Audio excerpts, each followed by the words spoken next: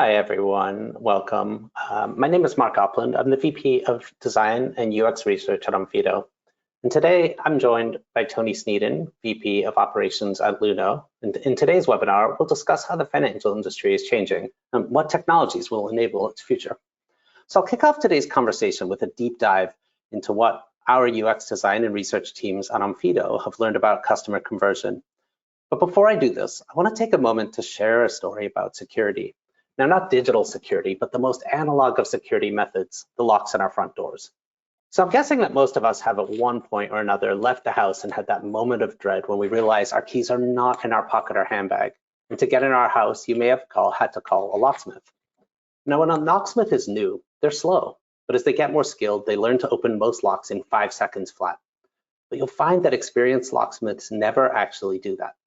What experienced locksmiths will do is they'll quickly learn to take their sweet time. They'll jab at the lock with various pieces of metal. They'll blow into it with compressed air that does absolutely nothing at all. Or they'll tap on it lightly with their knuckles for about 5 to 10 minutes, and then pop, it comes open, and you, the client, are super grateful. Now, why do they go through all of these theatrics, right? If they open the lock in 5 seconds, which they're perfectly able to do, 3 things will happen with their customers. First, the customer will be embarrassed that it was so easy and they wasted the locksmith's time. That customer will immediately feel a loss of control over the situation. Second, they'll instantly get annoyed that they had to pay so much for 5 seconds of work, right? So they will lose trust in the locksmith and in the value of their work. And finally, they'll never feel safe with that or really any other lock ever again. So their sense of confidence has been altered, right? So the combination of these 3 things, trust, control, and confidence, means that customer satisfaction actually goes down the better at the job the locksmith is. And locksmiths have discovered that very thing that we in the identity and crypto space have to contend with, right? Is that people's experiences with these spaces, with crypto, with identity, are grounded in their emotions and perception. And that goes beyond the various technical ways we have to solve these problems, right? So we really have to focus on the human side of these problems. And the way we do that is by focusing on mental models, right? And so mental models are simply frameworks for understanding the world around us. They're thinking tools or shortcuts for reasoning. Our brains contend with an enormous amount of information that comes in through our senses. And to make sense of that, to process all of that would take time. And out in the wild to survive, time is not something we always have. So we created these mental models as a survival mechanism to help us understand the world around us. And we think they only apply in survival situations, but they apply in every situation, including in your onboarding, right? So it's super important to acknowledge that because these mental models exist, we have to really account for them when designing our own onboarding experiences. And the types of onboarding experiences that we encounter most in the identity space are the following, right? So the types of things that people bring to the table with them are things like showing their identity at an airport, scanning a bank card for online payments, or even taking a selfie. And these mental models will differ greatly based on their past experiences. And so their expectations of things like document capture or biometric capture could be rooted in an entirely different set of mental models like the ones here. And for crypto, we see the implications of users' mental models on their understanding of how this new ecosystem works too. They apply their experiences from traditional banking, peer-to-peer payments, investing, or even their understanding of how the cloud works to the world of crypto, whether it be right or wrong. Now, in our products, at Onfido's products, we saw the impact of mental models over and over again in our user research, but nowhere was it more clear than in the moment of biometric capture, in the moment where a user is asked to take a selfie. So Onfido, like many identity verification providers, we ask for a selfie during that process of verification. These images are then processed by AI that is trained to make 2 decisions. First, is this person a real person, right? So we have these layers of advanced models and techniques to determine liveness and to stop simple fraud like photographs, as well as advanced fraud like 3D silicon masks or deepfake videos. The second determination our AI makes is this person the same as the one in their identity document? Now, again, we have models that are able to make this decision automatically, despite changes in hair, makeup, lighting, clothing, or even age. Now, in most cases, these 2 checks can be completed without a human ever putting eyes on the photograph. And in our research studies, we were surprised to discover that even though our users understood that this process was automated, there was still a significant number of people who were self-conscious about how they looked in the image. And then, they retook the selfie if it didn't look good enough to them.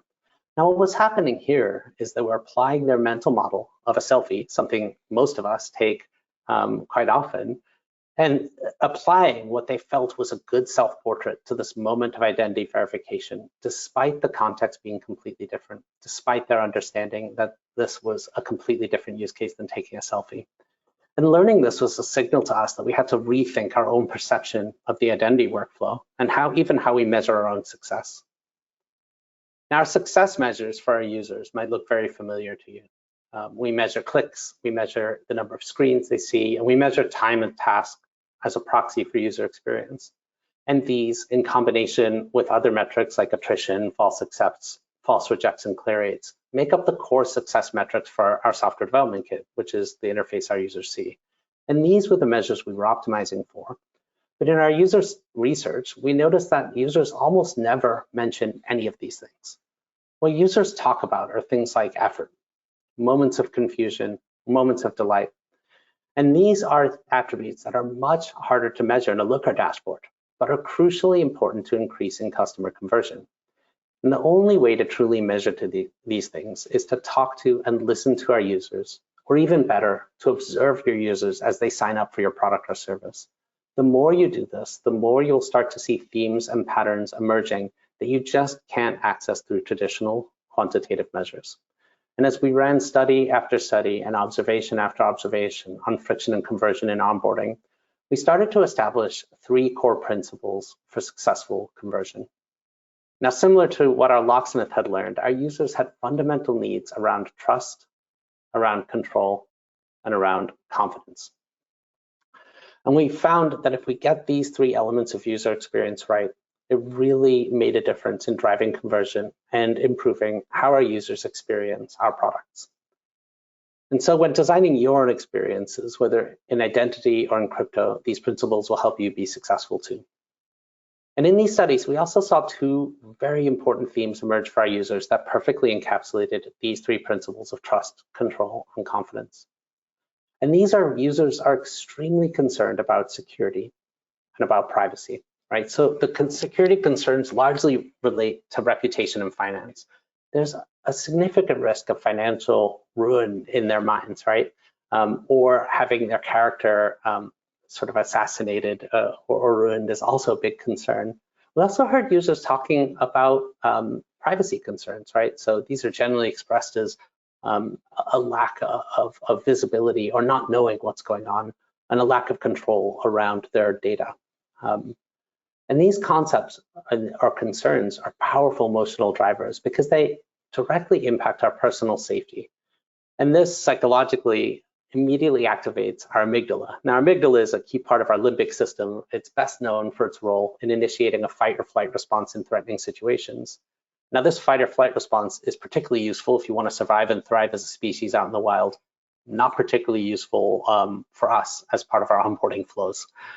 So we definitely want to focus on these concerns of privacy and security in our onboarding. So what can we do about this? So when we looked at our clients with the lowest attrition, these who are performing best, the users that drop out of an onboarding flow before completion, we noticed that they directly assessed a number of key elements in their flows. They directly addressed what users need to do. They explained why the users are doing what they need to do. They gave the users some sense of how they can be successful the first time through, and they let users know how long this will take them. And the following slides are some examples of this in practice. So this example is about the 4th screen of about 30 in the account open flow of a large bank. It tells users exactly what data and materials they need to successfully complete onboarding, and addresses the first question, what do I need to do, and how can I be successful the first time through, right? You definitely don't want to have your users put down their device to have to go get an identity document or a proof of address form. So anything you can do to prepare them early to be successful throughout the entire flow is incredibly important. Second, you need to set expectations and context. Now, this screen does a really good job of establishing why users are going through the onboarding process and how long it might take, right? It addresses those core concerns of privacy while setting an expectation about what the time commitment will be. It says it'll only take a couple of minutes, and it's really clear that they're collecting basic information in compliance with regulations. Which gets us to our third example, which addresses those main concerns of security and privacy. And you can see in these two examples, these folks are explicit about addressing security and privacy. They bring it right to the surface and address it directly in content, reiterating that they'll always keep details safe, secure, and they're essentially going through the identity steps for your security. So in closing, I'd like to leave you with 3 calls to action. First, speak with your customers, your end users, about their experiences onboarding onto your product. Or even better than that, try to observe them doing so in a user research context. This is the best way to learn about the mental models they bring to the table, to better understand their concerns like security and privacy, and to improve their experiences with your products and services. Secondly, focus on the foundations. Pay close attention in conversations with users to when they mention the principles of trust, control, and confidence. Ask them why, get to the heart of where their lack of trust, control, and confidence come from, and fix those things. Because getting these right is so important to improving customer conversion. And finally, don't make your users work to figure out the core elements that will help them succeed, right? Don't make them work to figure out what they need to do to be successful, why they're doing it, how they can be successful the first time through, and how long it'll take them. And with that, I'm going to hand it over to Tony, who will take us through how he brought some of these concepts to life at Luno. Thanks, Mark. Thanks for having me here today, and great to be here. Okay, a little bit about Luno before we start. So Luno is a company. Our mission is to put the power of crypto into everybody's hands. We currently operate in just over 40 markets, got a little bit more than 11 million customers at the moment. And a couple of our key focus areas are to help educate the mass market and to really simplify the entry into crypto for our customers. So what is it we focus on? Our key business goals and some of the things that maybe set us apart from some of our competitors. Well, we measure our success by how many people we get into crypto every single day. Really a mission-driven organization where we're not distracted from our long-term mission by short-term events in the market. And the way we want to do this is we want to be better than anyone else by really making crypto appealing to the mass market, deepening trust by localizing better. As I mentioned earlier, we operate in a little over 40 different markets. And if you're going to deepen trust in those markets, you really have to provide a localized experience for those customers. We also focus very heavily on innovating through operational excellence. Again, targeting the mass market requires that we execute better than anybody else. So huge focus on that.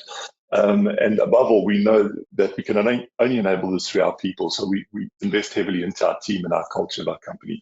And then the last one is being very intentional about how we scale. Because we're so focused on our mission, we often say no to opportunities that might be very short-term opportunities, because we want to be very intentional about the experience that we're building for our customers in the long term. The crypto industry, as everybody knows, very early days still. We're still in the very early days of crypto adoption. Most of the primary use case, or most of the customers, their primary use case is around speculation and investment. But that does differ by market. We do see in some of our markets, predominantly developing markets, where people don't have access to the existing financial system, then there is a very big use case for making use of or transacting with crypto. But by and large, the developed world focuses heavily on speculation and investment. So we believe that over the next generation, crypto is eventually going to impact every aspect of financial services, and most of that value is going to flow back to consumers.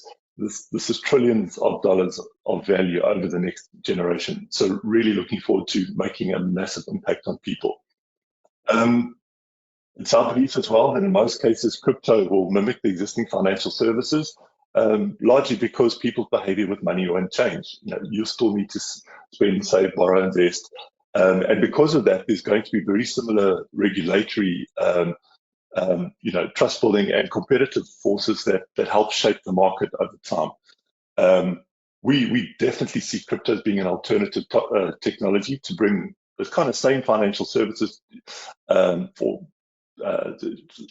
or ability to solve financial problems in a much better way, a lot cheaper, faster, more secure, more transparent, more reliable. You spoke earlier about customers' perceptions around security and privacy, and we believe that crypto has a great role to play in that. Also believe it's going to be an evolution rather than a revolution.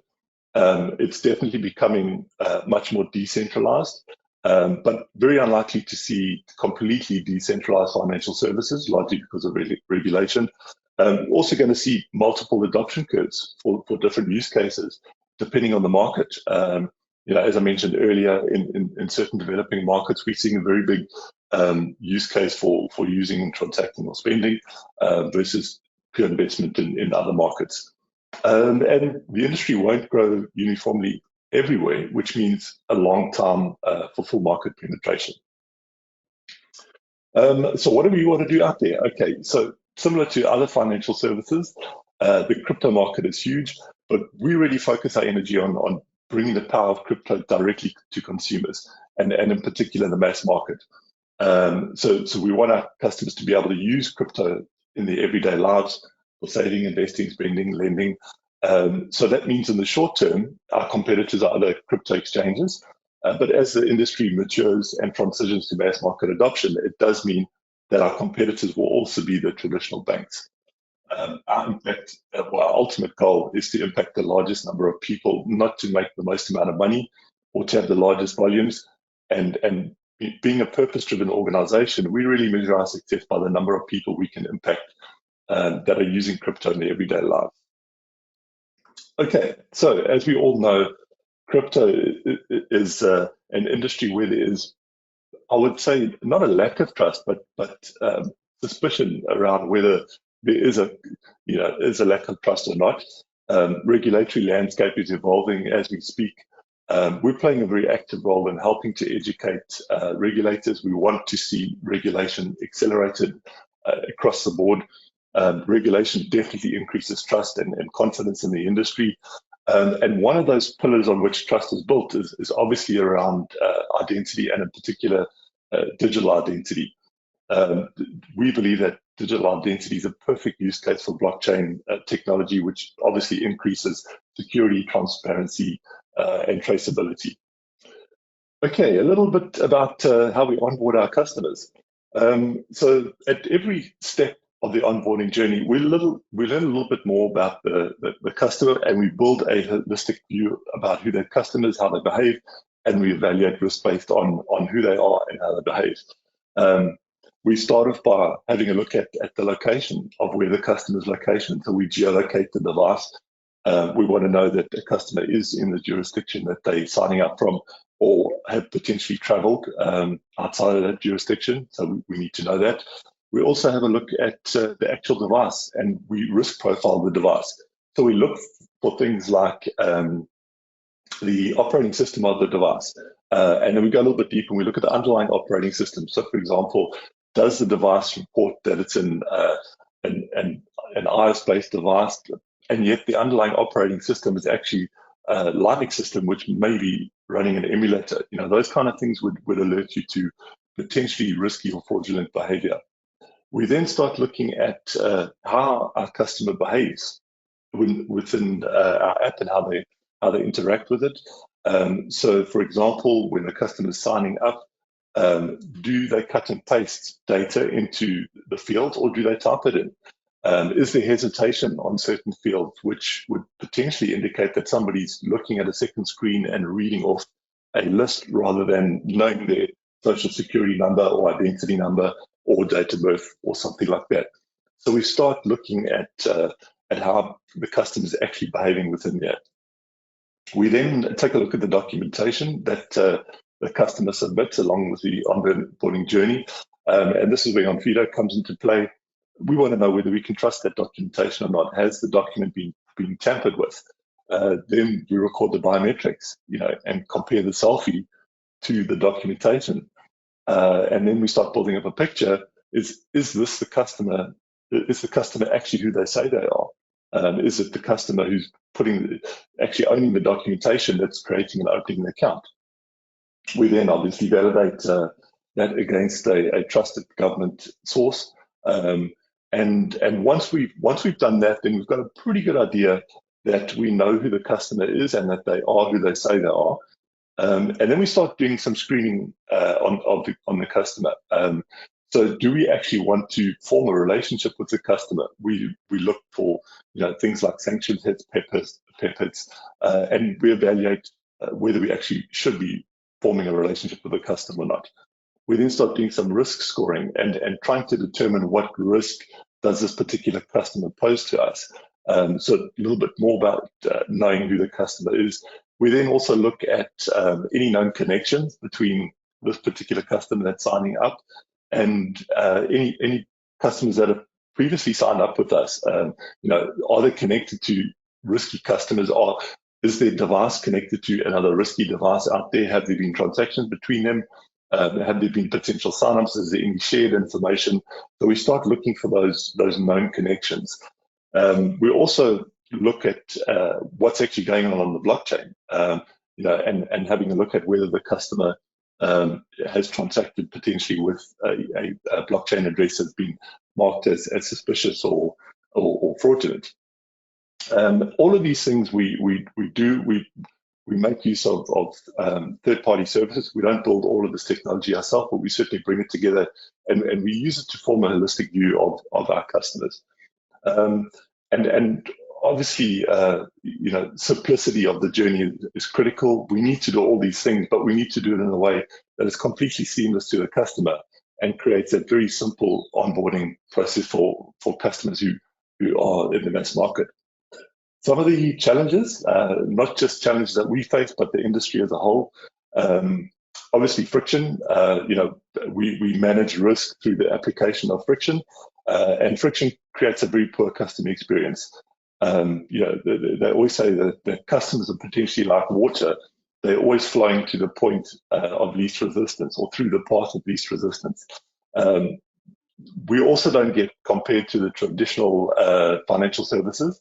When people look at, or our customers look at the experience that they get with us, they compare us to other real forward-thinking companies like Airbnb and Uber and Amazon.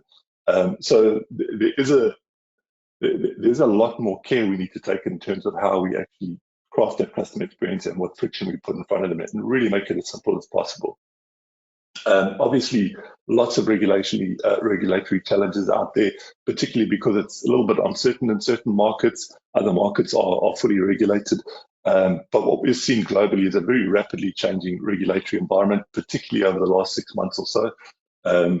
This is, the culmination of a lot of regulator education, and we're playing a very active role in that, helping to educate regulators, really trying to drive the adoption of regulation. Big challenge, obviously, is also fraud. There is a perception out there that crypto is rife with money laundering and fraud. In reality, the amount of money laundering and fraud that's committed on using crypto is actually a small fraction compared to that that happens in the traditional financial industry. So that's a perception we definitely need to break down. And one of the reasons for that is because of the complete transparency and traceability of the blockchain. So it's actually very difficult to get away with it if you are committing financial crime using crypto. Another big challenge is obviously customer greed, which makes them very susceptible to scams. There's been a lot of people who have made a lot of money over the last 10 years in crypto, with the value increasing so rapidly. And unfortunately, these stories get played out over and over, particularly by the fraudsters, and they tap into people's greed, which does make them very susceptible to scams. So scams targeting crypto users is huge, and it's certainly a challenge for everyone. And then also digital identity. Stolen identities are very easy to buy on the darknet. You can buy documentation. You can even buy credit card numbers tied to that documentation. And the sophistication of the fraudsters is really, accelerating at a rapid pace. So a lot of challenges around that. And the companies that are really going to succeed in the future are the ones that turn these challenges into opportunities and solve for them. So how do we go about managing the customer experience? We've managed the risk of money laundering and fraud by applying friction to the customer journey. We do things like putting steps in the way, asking for certain things. We'll put friction in certain cases, like reducing limits on certain transactions, reducing the ability to transact in a particular way. We might have a complete lock on an account, as an example. So we really tailor that risk that we take on by applying different levels of friction. Everybody knows, too much friction and we lose good customers, too little friction and we or our customers lose money. So it's a very fine balancing act, around how much friction we apply. We ultimately want to apply the very least amount of friction we possibly can, but making sure that friction is very, very targeted to the fraudsters and the scammers out there. We also apply a defense and depth strategy to increase trust, and not just with our customers, but also regulators and our partners as well. And we do that at every step of the customer journey. I spoke a little bit about what we're doing, in terms of onboarding, but we're applying similar strategies to every step that the customer takes with us. And we look at multiple data points from multiple angles to give us a full and holistic picture of that customer. And our view is, we really want to amplify the human side to identity verification, and that includes, transitioning our positioning of friction from not just what we know about you, so that would be your sign-up information, but also about how you behave. So how you behave has a lot of indicators of risk, and it also gives us a better picture about who you are. So we really want to start treating our customers as individual humans rather than just treating them about what we actually know about you, what information you've given us.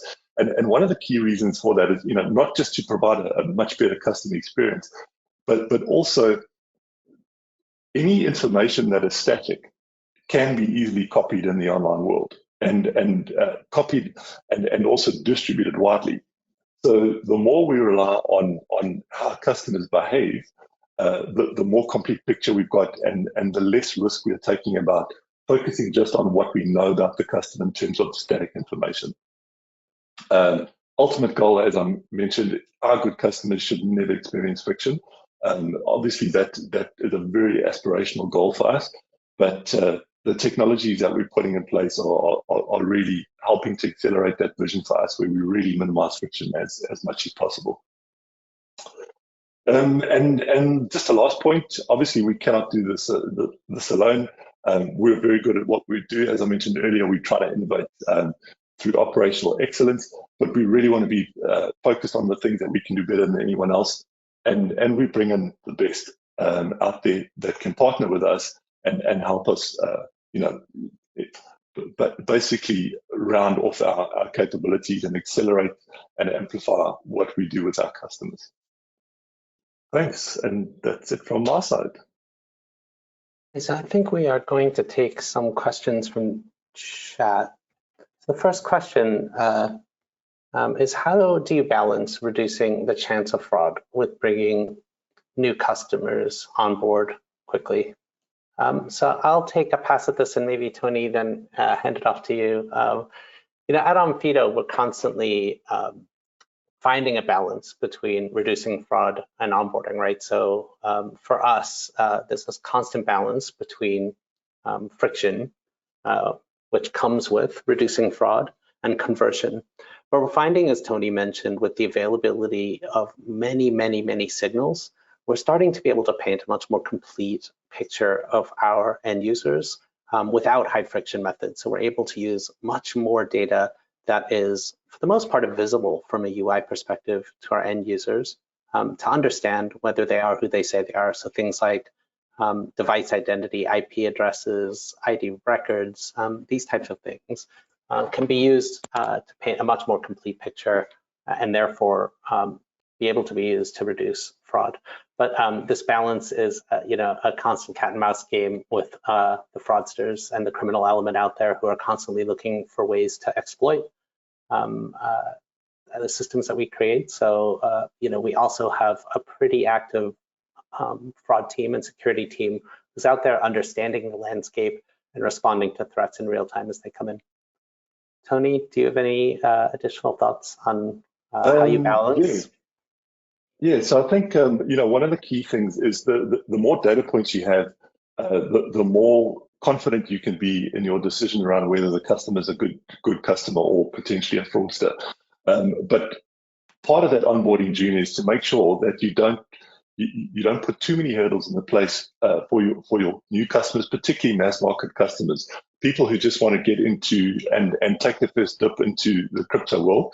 So we will start gathering data points, as I mentioned in a little earlier in that onboarding journey, but we'll really restrict or limit the amount that somebody could transact with if we've only got a few data points around them. So if there is the potential for fraud, the value that can be moved will be pretty little. And as we gather more data points and become more confident, then we'll start relaxing our friction. We'll start increasing the limits that customer can transact with, to the point where once we're completely confident, we know who the customer is, who they say they are. We're confident that they are a good customer. Then we'll obviously remove all limits. So it's a balancing act between friction and limits based on the number of data points we gather as part of that journey. And so diving into question 2, Tony, has your perception of fraud changed given the current economic climate? So the question goes on to ask, what should we pay attention to? So I think the first thing is that the level of sophistication of fraud is increasing exponentially. And unfortunately, that's driven primarily by the risk-reward ratio. So if a fraudster, for example, commits a crime in a foreign jurisdiction, the chances of them getting successfully prosecuted are extremely low. So very low risk for them, obviously very high risk, very high reward. The other thing we've seen with the current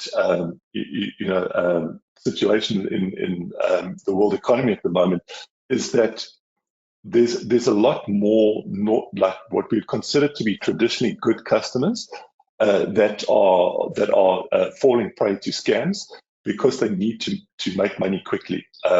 So those scammers out there are really finding it, I think, a little bit easier at the moment to scam and get good customers who potentially, when the economy is good and they don't have a desperate need for money, they wouldn't be so susceptible to fraud. So the economy at the moment is definitely having an impact on the increase in scams out there.